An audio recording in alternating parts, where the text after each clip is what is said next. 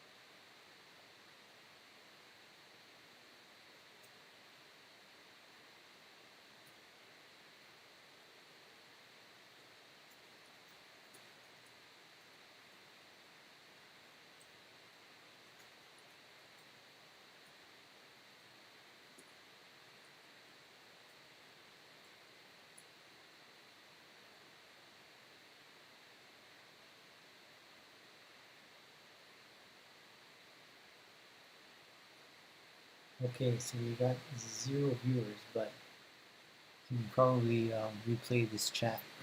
Maybe even start it at a different time.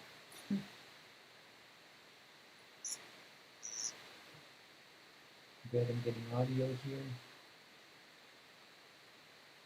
Okay. So let's try to get this going.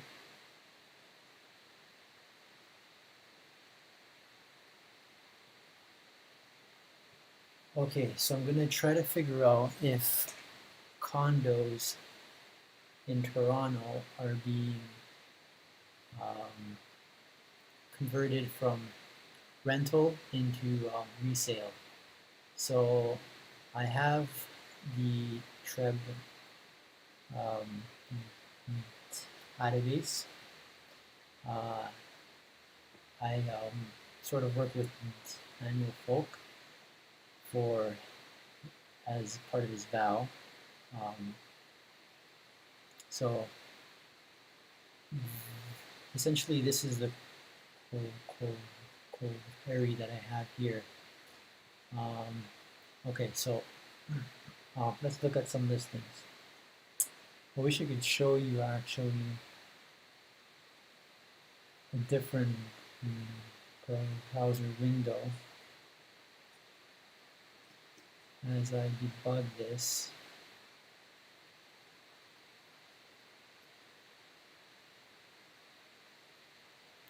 Okay, so original list price is $2,500, the close price. So what fields do I actually need? Because there's too many fields here. So I need, I don't know if this would actually get me the fields from both of the tables being joined. So let's see if I, so the first two are 304 and 265. Okay, so it's the same thing really. Same thing. So I just want to do that. What I need is I just need the ID. I need the listing key. We need the list price. Oh, I gotta be using P1 here actually because the table alias is P1. P1 list price. Don't need any of that. I do need when it was modified. I don't need the photo. I don't need the close date, contingent date, bedrooms. No, none of that. Oh, I need the status.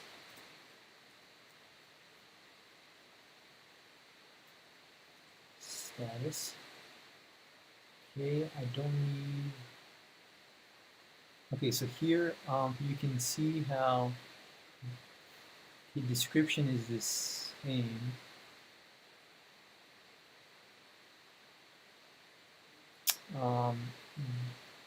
But they have two different listing keys, so there are two different listings. And then it'll be easier once you see how we're not going to show the street numbers for now. And I'm forgetting to do P1 here. P1. Okay.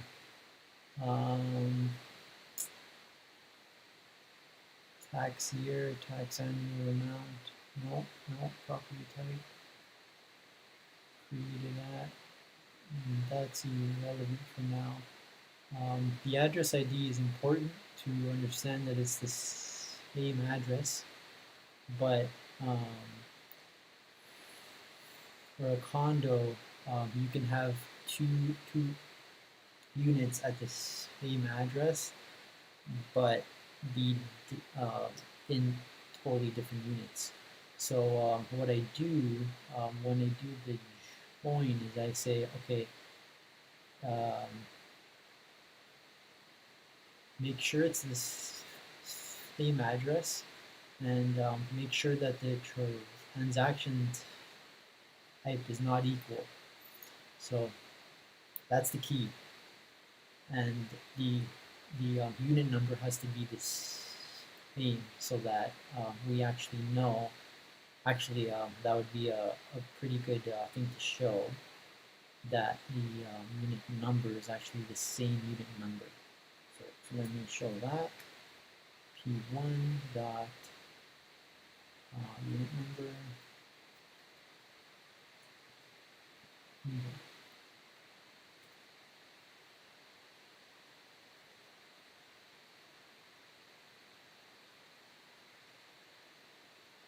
See if there's any viewers. One viewer might be my own. If you're out there, just put something in the chat so I know that you're there.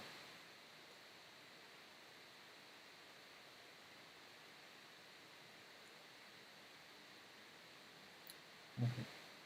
P1, the unit number is the same. Okay, so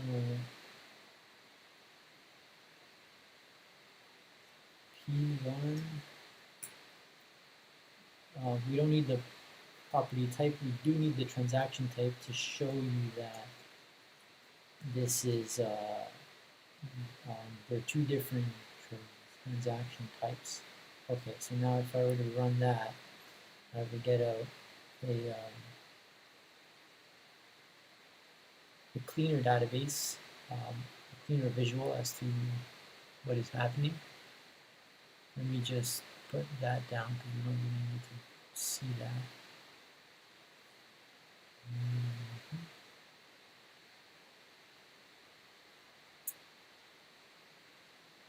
There you go. Okay, that's good. Let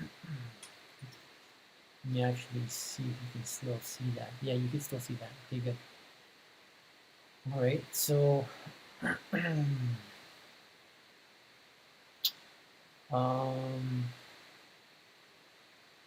what I'm gonna do is I'm gonna order by, so here I'm ordering by the address ID, and the direction is descending.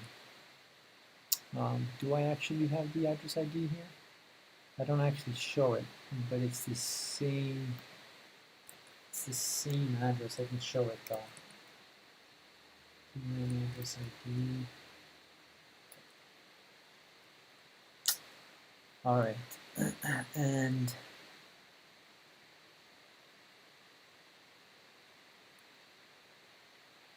I've only limited it to 100, but what I'm going to do is I'm going to order by modification timestamp, because then we can get the most recent ones first.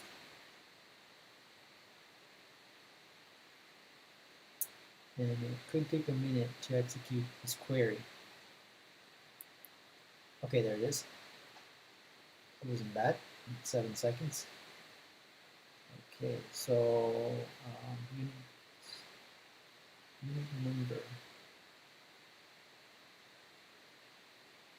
It's October 1st now, so I don't know why this one, why would it have the same listing keys multiple times? That's not what I wanted, because transaction type should be different. And P1 unit number is equal to P2 unit number, and P1 unit number is not null. Okay. Well, anyways.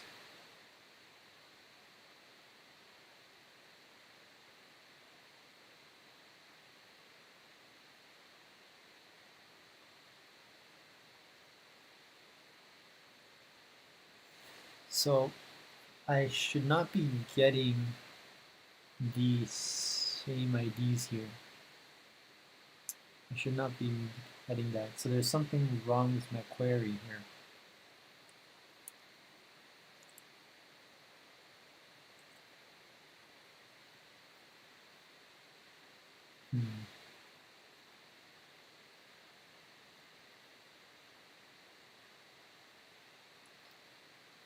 Doing a join from properties to properties on the condition that the address is the same.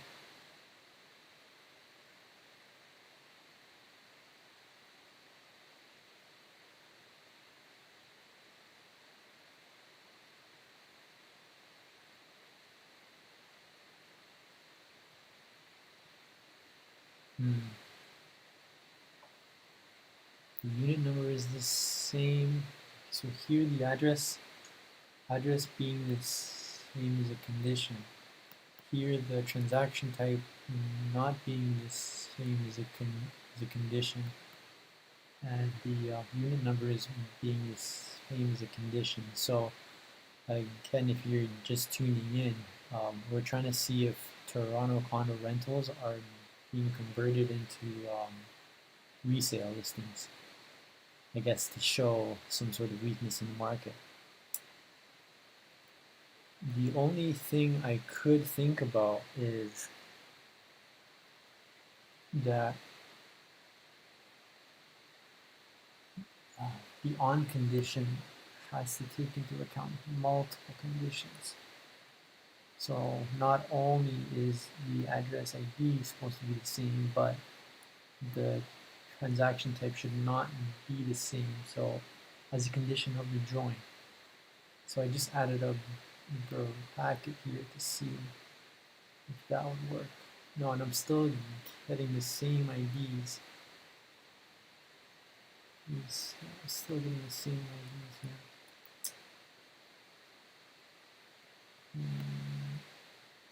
So let's do all of these conditions grouped together in the join. No, still no.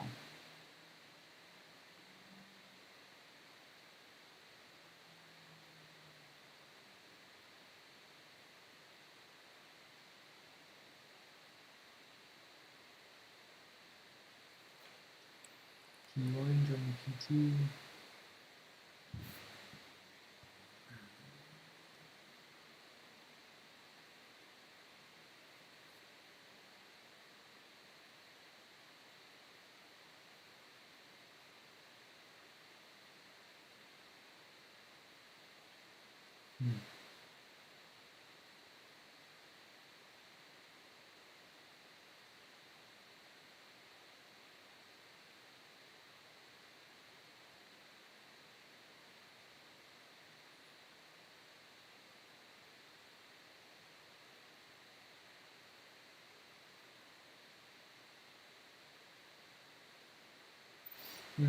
The only other reason is that the addresses are all the same, so it's sort of joining on that condition. But so okay, so we have to additionally add one more thing on the condition that P1 ID does not equal P2 ID. Because then I would get only one of the join if it exists. Nope, that didn't work. P1 ID is not equal to P2 ID. Okay, well, yeah, that kind of makes sense. The unit number, but I don't understand why the unit number.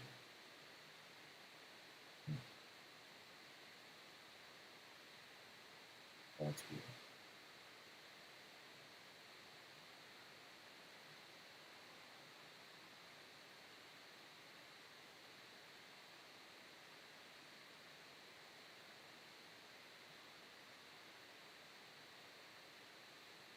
Okay, so let's just ignore this for now.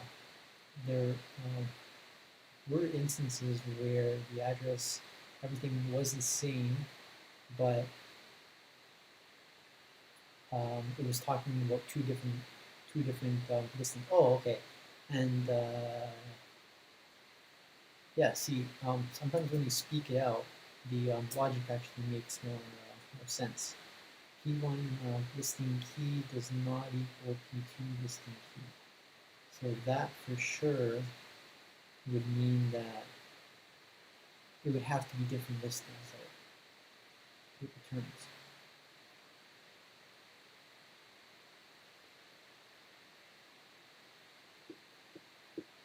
But still nothing.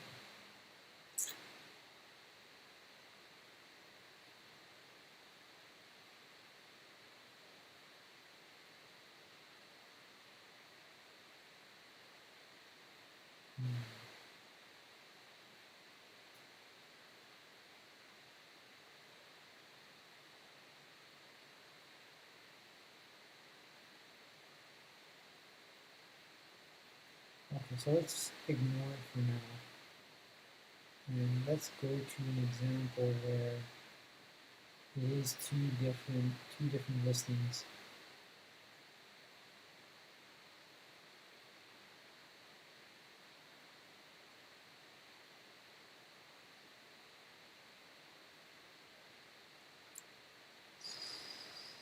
Same address, two different transaction types. Let me see here.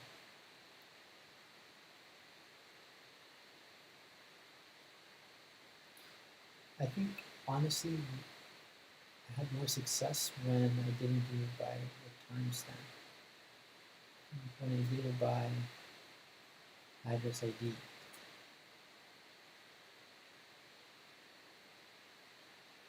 And it's not too far back, so that's pretty good. Okay, so this is good. Here you can actually see the example more clearly. Okay, so two different listing keys, so there are two different listings.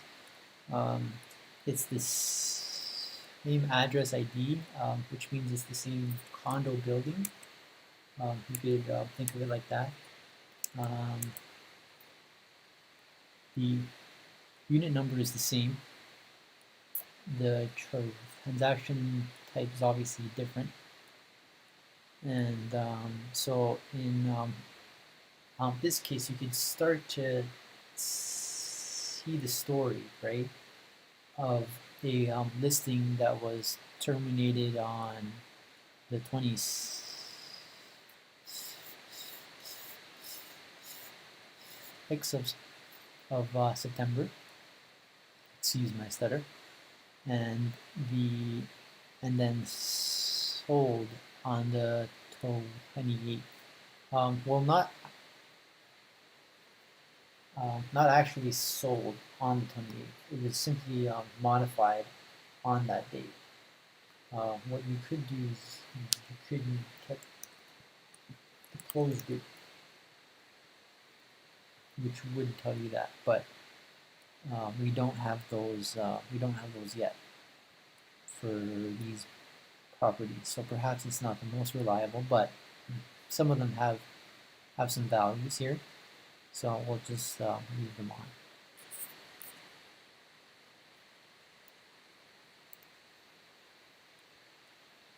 Okay. So here, these are the same modification timestamps, two different listings, same unit number, and they were expired. Both of them were expired. Okay. Here again, we have two different, this same address, the same unit number, but two different transaction types.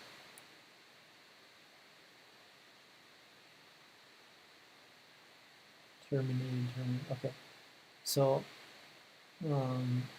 some of them are, the statuses are short form. So this is terminated, expired, old. New means it's active. So if we were to go to the MLS and search in this number, so I'm going to copy the cell, and I'm not showing this particular thing on the screen, but you can just go Google it, and you can see that. Let's see what it says here. Realtor.ca, Durvok, Crescent. Oh, okay, so the listing no longer exists. That's weird. Okay. 35 Durvok, Crescent number 3. That is 1.7 million. Jesus. Yeah, so this is the one. Yeah, so this is the one. This is a huge house. It doesn't seem like a $1.728 million house, but it's a luxurious townhouse. Okay, anyways, so, and then it'll be this, if I were to look up for that listing key, by the way, is the same as a MLS number.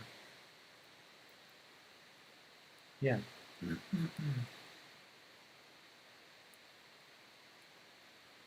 So here we find it for rent currently. So it's for rent and for sale at the same time. Okay. This one, the modification timestamps. What I need to have is probably the timestamp for when it was uploaded, because that also probably should be different, or it could be the same, I guess, if you're trying to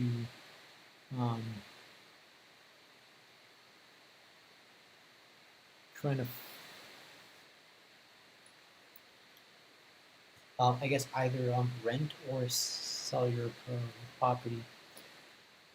This one, okay, so the unit number is the same, address is the same, and the transaction type is different. But these this was terminated on September 20th.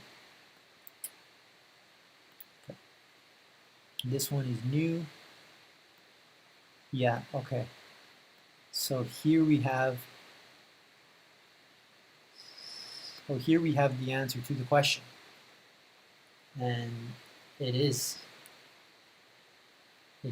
one example. You can clearly see that on September 17th, it was a lease, right?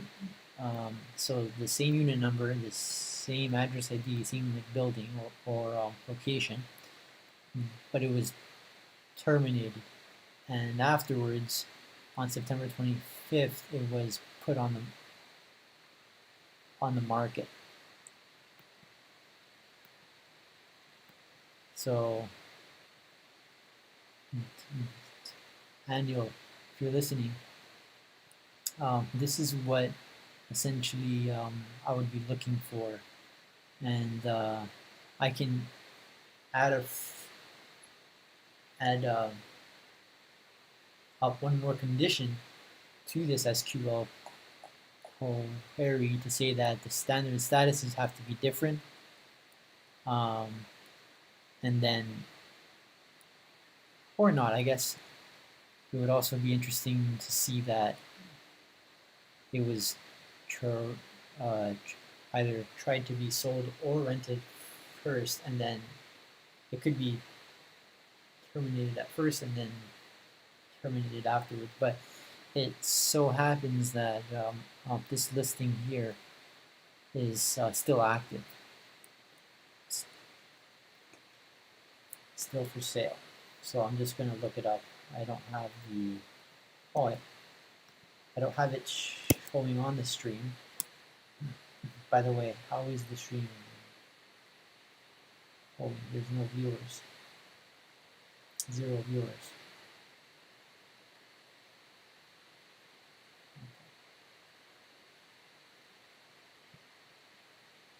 Well, that's the answer to the question. Yeah, it's currently active, this one. You can look at it yourself if you want to. Okay, more examples. 14, 34. Yeah, so this is exactly what, and even here you have a so PC stands for price changed. So you have another sort of indicator that you can use. Terminated. This one was a lease, and then it got sold, and it looks like, yeah. Well, it's hard to tell which listing actually came first. You need to add that to my parsing of the Reds feed.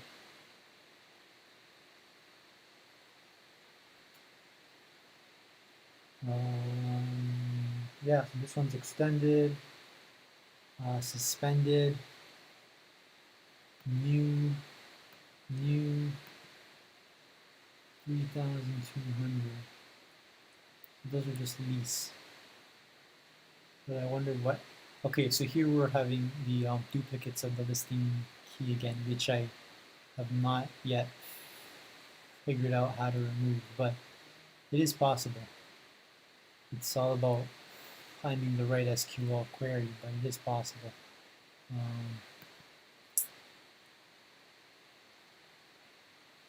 C103, yeah, so these are all the same.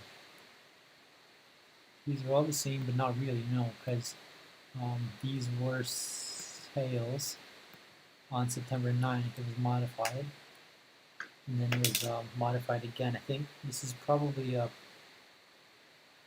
relist. Yeah, so this is probably a refresh. I think that's what a refresh is. Daniel could probably correct me, but I think that's what that is, because it was terminated and on September 9th, and then it was relisted again on September 18th for $51,000 less. That shows you how much the market is, what kind of condition the market is in. And then he also, I should say he or she, also put it up for lease.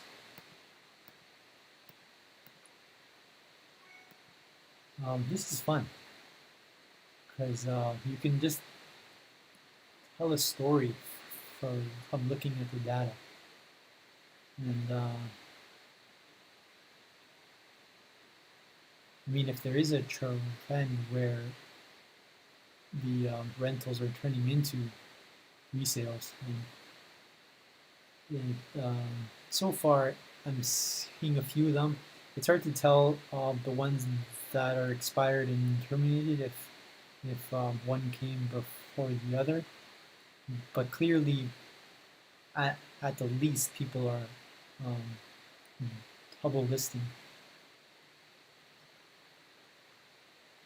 and that in itself is an indicator, because I think you probably have to be pretty desperate if you have to lease and put it up for at the same time.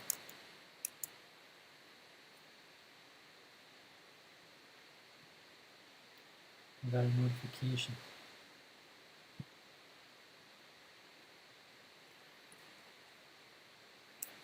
Okay. Sorry about that. Let's continue here.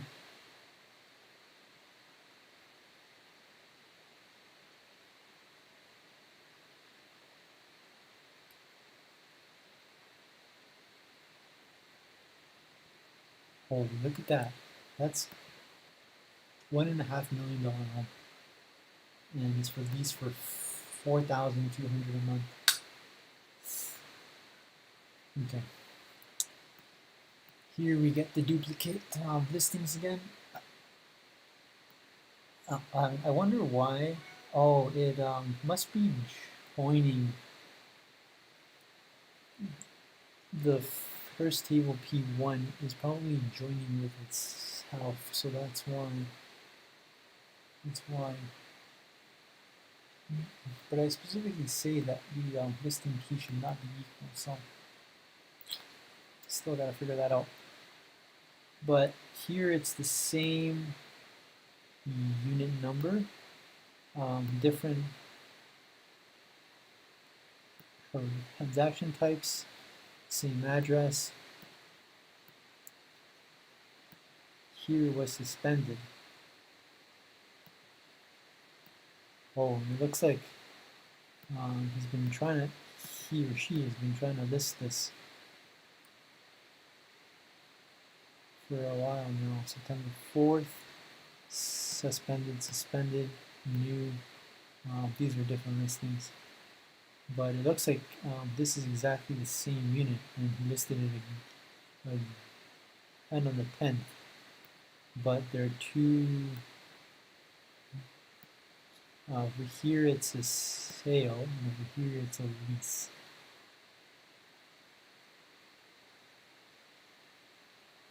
Again, and here it is again. So there's multiple units that this agent has uploaded.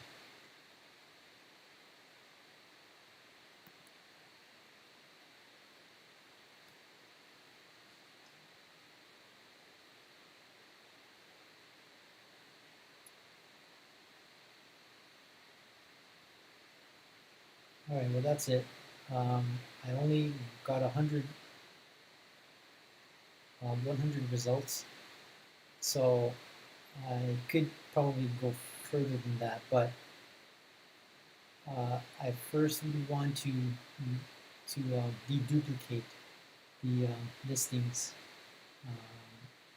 like these ones, and then I would have a true number of how many times this is happening in the Toronto market. If you're interested in working with the data, Sylveon's software is an authorized file provider, and we can get you set up with a source to the data. And currently, I am actually working on something. Could give you a sneak peek, but it's not quite ready yet. So that'll be for another stream. All right, that's it, guys.